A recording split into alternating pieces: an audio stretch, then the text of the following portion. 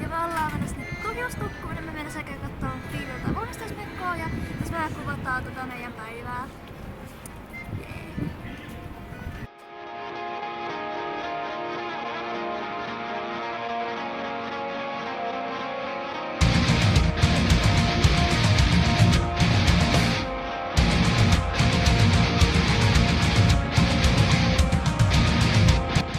Goldbellilla ja haluatko sanoa jotain siitä?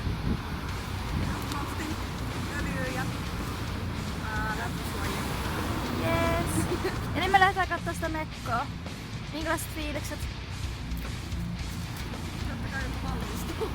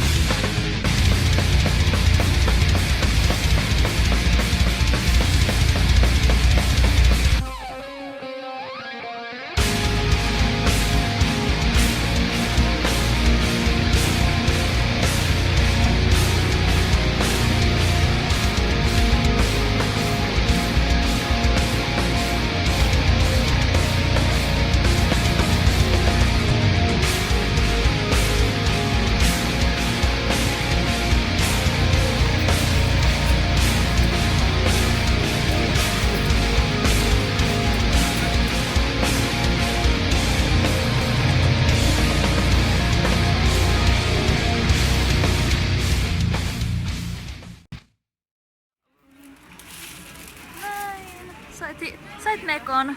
Mennäänkö ylös? Me nyt istuskella täällä foorumin täällä takana, mitä mä sanoin, että mä oon 3. kerroksessa. Ja me käytiin sitä mekkoa ja kerrot sä jotain, että sä löysit kivan mekon tai jotain. Joo, se oli tosi kiva löyty. Eikä ollut mitenkään yperkalliskaan. Spirit Storessa siis. Joo. Ja se oli tosi nätti, niin kuin tuossa videokin näkyy. Ja tosiaan me ollaan nyt Jusolan 3. ja toivon ainakin valmistetaan, mutta ainakin sulla se valmistuminen ihan varmaan. Kerro vähän sun fiiliksiä. Vähän semmoinen jännä fiilis, siis tosi kiva, että valmistuu, mutta sitten taas toisaalta se on tosi jännää. Tai siis kun pitää lähteä vaan työelämään yhtäkkiä. Ja mulla on taas siis silleen, mä oon tehnyt kaikki mitä on pitänyt tehdäkin ja mulla on vähän epävarmaa vielä se, koska opettajat ei vielä laittanut mulle kaikkia merkintöjä, että mä oon ollut kaikilla tarvittavilla tunneilla ja bla bla bla. Mut on mullakin opinnot suoritettu 98% siellä näkyy, että kyllä mä nyt uskon, että mäkin valmistun ainakin tämän mukaan, pitäkää peukkuja mulle. Niin sitten mäkin olisin ammattilainen. Ja mehän tutustuttiin Juusalaan silloin 2. kun me mentiin samalle luokalle. Ja me ollaan tunnettu yhdessä 2 vuotta. 2 vuotta jo. Ja mä aikaisemmin esimerkiksi ehkä täällä on yritetty kuvaa blogiin, mutta se ei kauhean hyvin onnistunut. Joo, siellä silloin oli kun kylmä oltiin ja ihmepaikassa. joo, ja ollaan samalla luokalla tuntettu tää 2. ja 3. ja mä oikeastaan tykännyt, kun 2. meillä oli muitakin kavereita silloin vielä, mutta sitten kun 3. me oltiinkin vähän tällaista forever aloinut 2 jossain nurkassa. Onneksi oot ollut mulla luokalla, muuten mä olisin joutunut siellä yksin nurkassa emoille aina. Yeah. Ja Sori, mun käsi vähän tärisee. ei se haittaa varmaan ketään. Ja niin kuin huomaatte, mulla on vähän uudet hiukset tässä. Tää nyt ei liity mun kouluun, mutta anyway. Mulla oli teipit vähän aika sitten, mutta nyt mä otin ne pois ja nyt mulla on taas klipsit käytössä. Ja nyt on tosiaan pinkit hiukset. Ihan niinku kirkkaan pinkit ja mä tykkään, mutta kattoo nyt kuin nopeasti ne taas on värimässä siniseksi. Minne siellä vetää liilaksi, mutta mä sanoin, että ei mä halua vielä pinkkiä. Pinkki on hyvä väri. Sunkin pitää... Tuo joskus nyt pyöriä sitten, kun meillä on se oma yhdistolaittopäivä, niin laitetaan sit sulla vaikka ihan kunnon pinkiksi. Mulla on pinkkipät siellä sitten. Joo. Ja sitten on kiva ainakin, mä tykkään tosi paljon hiusalasta. Ja mä suosittelen hiusalaa kaikille, joita kiinnostaa. Siis on oikeasti tosi ihana ala ollut. Ja mä oon oppinut ihan hirveästi kaikkea uutta. Eikä sinne, kun sä haet hiusalaa, ei sun oikeesti tarvii osata vielä itse mitään. Et mäkin olin niinku ihan poropeukalla. Mä en siis päähnyt sen ehjän rakenteen leikkuusta läpi ykkösellä, koska mä olin niin vähmäkään Mut se oli ainut mulla, josta mä en päässyt ekalla läpi. Kaikista muista leikkauksista mä pääsin ekalla läpi. Et säkään päässyt sit. No en päässyt ekalla. Siis mun mielestä se tasamittainen on vaikeampi kuin ne muut leikkaukset. No joo.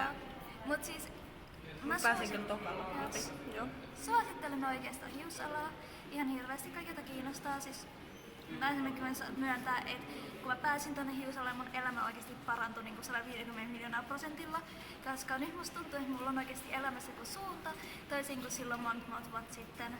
Et mun elämä on nykyään niin paljon parempi ja mulla on niin kaikki niin paljon paremmin kuulosissa. Ja miten sun elämä on muuttunut Hiusalan myötä? En mä tiedä sen enempää. Mä löysin alan, mistä mä tykkään ja huomasin sen siitäkin, että jakso käydä koulussa niin kun kiinnostaa opiskella sitä. Joo. Ja mulla esimerkiksi ykkösellä tosi pahasti silleen, että mä olin tosi paljon poissa. Mä olin välillä oikeasti viikonkin pois ilman yhtään mitään ja kaikkea. Mulla kesäantoi kaikki tehtävät ja hirveästi mulla, kun mä pääsin ykköseltä pois, mulla oikeasti oli tosi vähän suoritettu yhtään mitään ja ihan hirveästi rastissa. No mä olen kakkosella paremmin koulussa ja sitten vielä kolmosella ihan hirveämmöisen loppukerran. Sitten tiedät, kuinka paljon mä joudun tekemään töitä nyt. Mutta mä ainakin olen itsestäni ylpeä.